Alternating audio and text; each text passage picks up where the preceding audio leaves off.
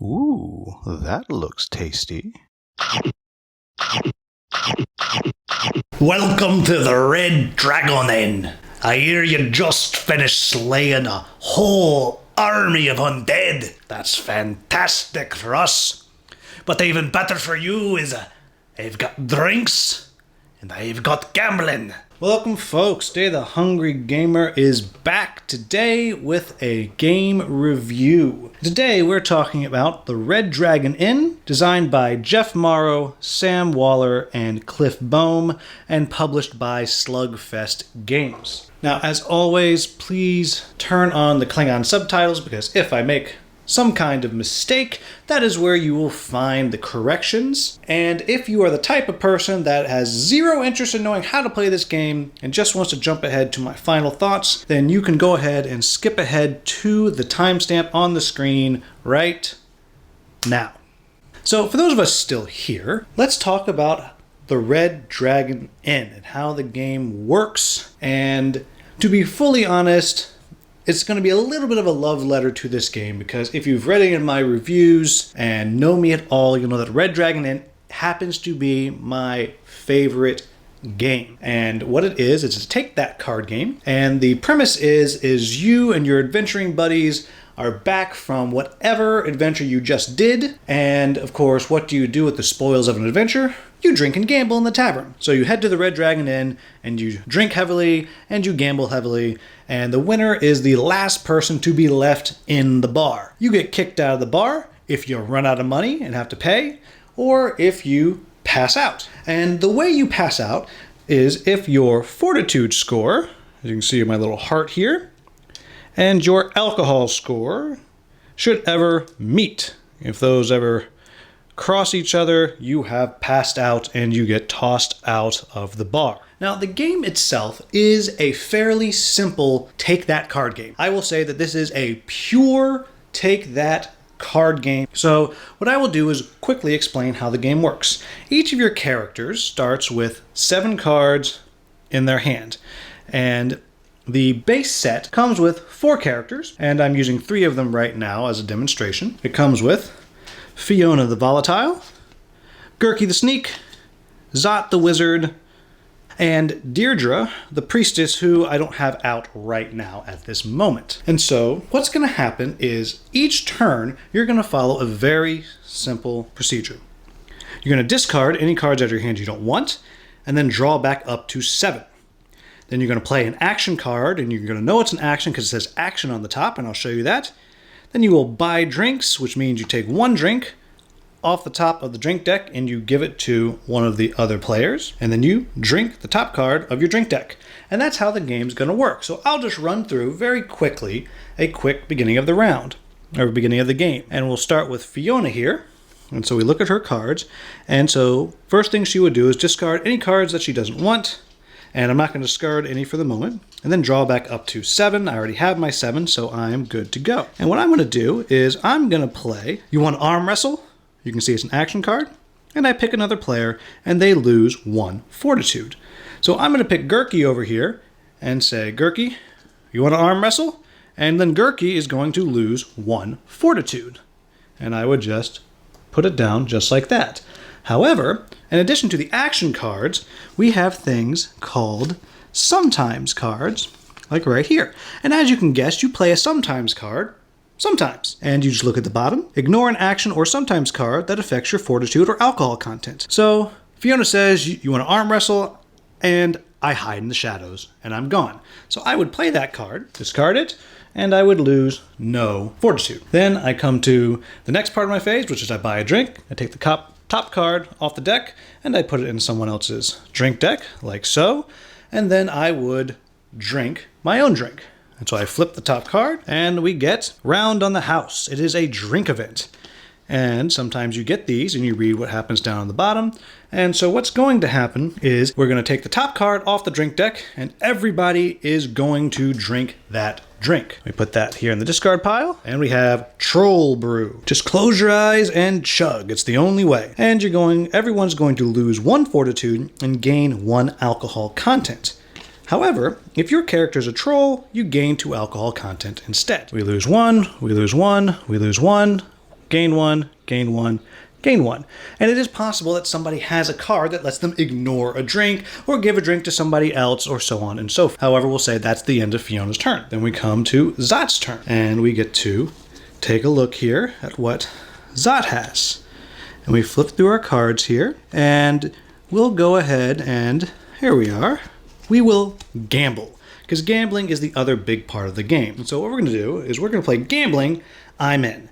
And so immediately what happens is, unless you have a card that says you don't have to, everybody at the table must ante in 1 coin. And so I'll take 1 coin off of everybody's stack here and put it down right there in front of Zot. And what's going to happen is we're going to go around the table, and each player is going to get a chance to play a gambling card. You know it's a gambling card because it says right there, gambling. The round of gambling will end when it passes all the way around. So as soon as, let's say, Gerky passes and then Fiona passes, then the round would end and Zot would win because Zot is currently winning the round of gambling. However, if Gerky played a card, then Fiona passed, Zot would still have a chance to play a card. It's not until it passes all the way around back to the last person to play a card. So now it goes over to Gerky, and Gerky has a chance to play whatever kind of card he wants. And so Gerky's just going to play gambling, I'm in. So he plays it, and it just means that he's now winning this round of gambling. Then it comes over here to Fiona, and now she has her chance to play a card. And she's going to play gambling, I'm in. So now she is winning the round of gambling. And I just slide the money over there to notate that.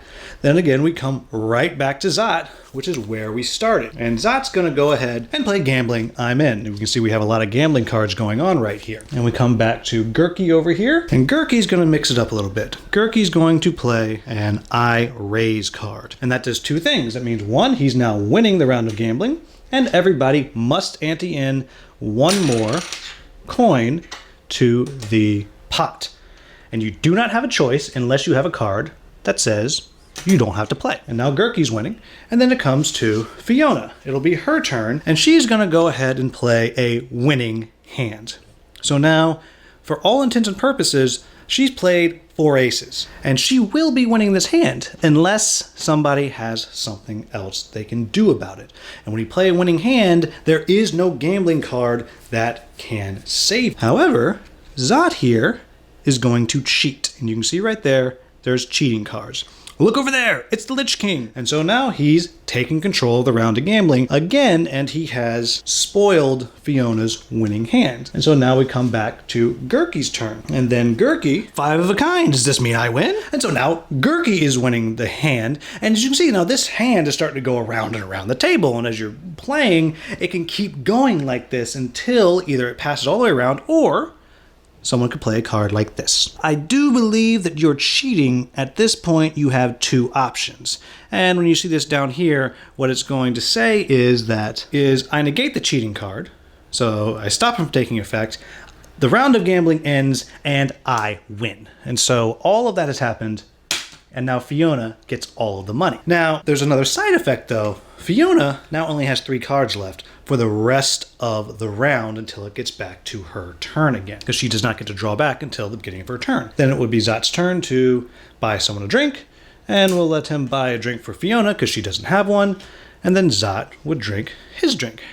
And he has Elven Wine with a Chaser. Now this drink is worth 3 alcohol, but he also has to flip the next card underneath, which is Dwarven Firewater, which is 4 alcohol content.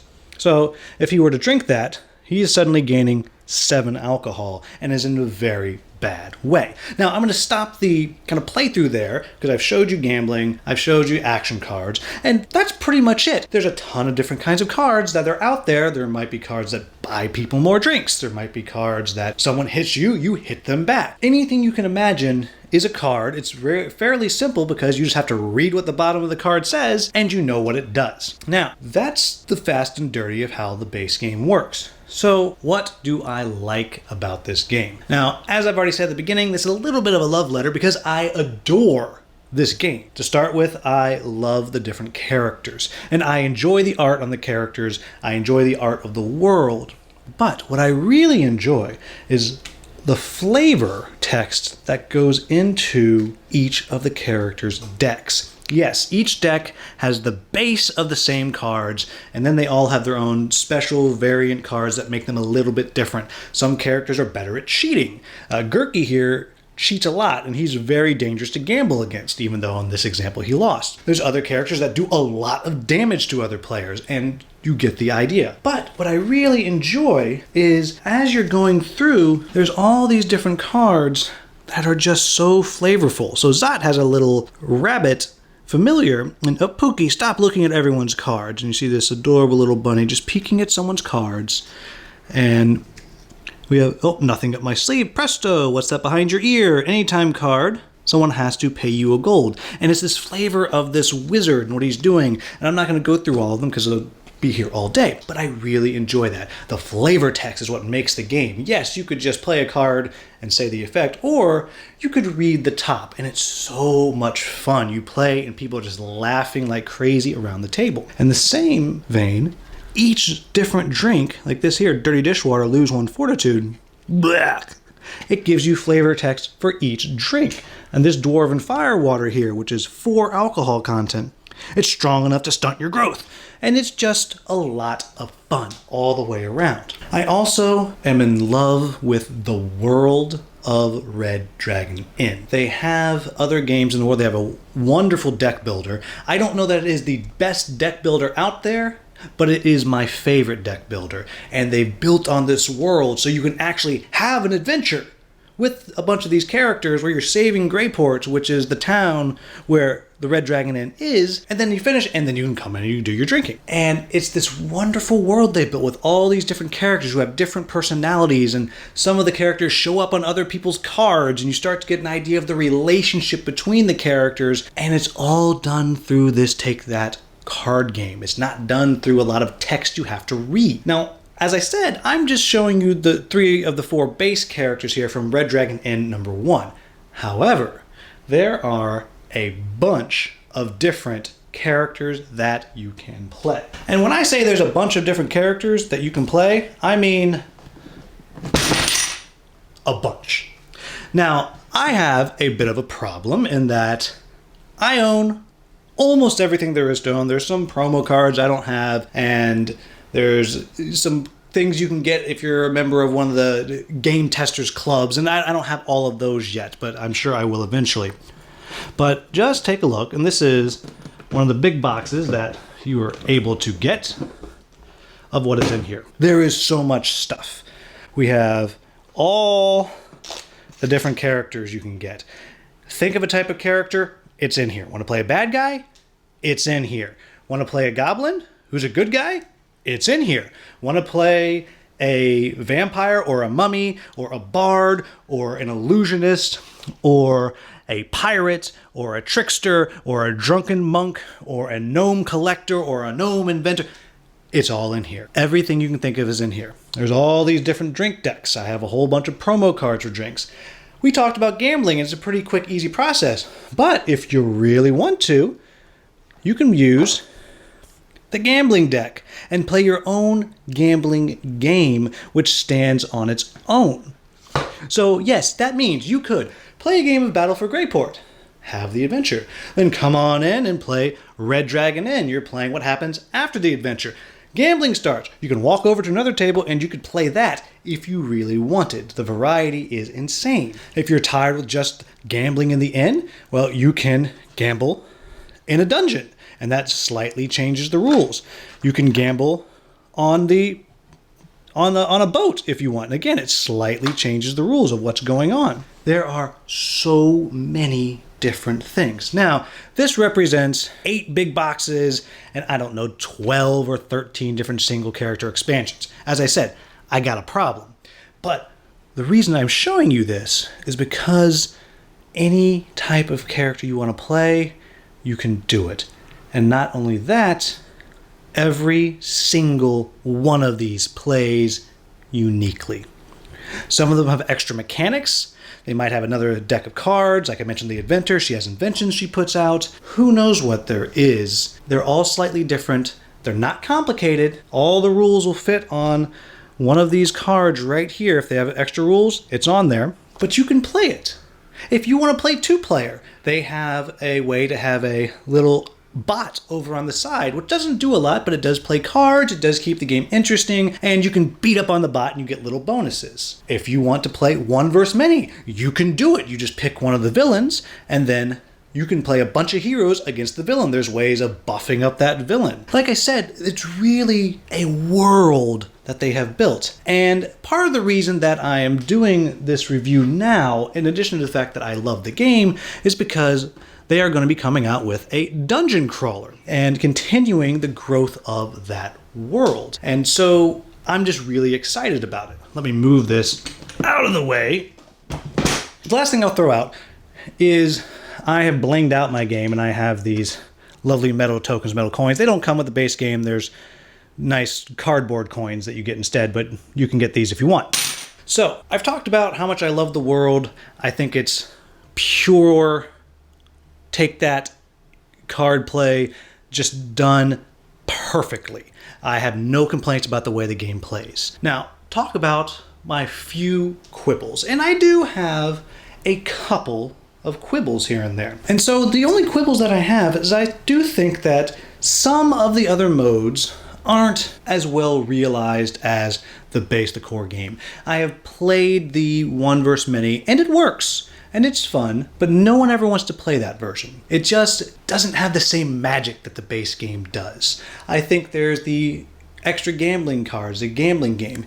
And it's neat, it's clever, but again, no one ever wants to really use that because this base game is just so good. So I do think there are some things that have been added to the game that maybe didn't need to be added, but Slugfest was trying to kind of expand this game a little more, and they did a good job, but it just isn't quite as strong as the base game itself. And really, that's about the only complaint that I have. As I said, I love this game. The only other thing that I can think of is, in theory, you can play this game with as many people as you got cards for, really. But I will say, when you get above 5 players, the game starts to break down a little bit. And then if you try to do something crazy like a 10-player game, then it really breaks down. And the reason it breaks down is it does become a long time before it gets back to your turn, and you wind up blowing through all of your cards, and you just sit there and get wailed on for a while. And then the game can take a long time.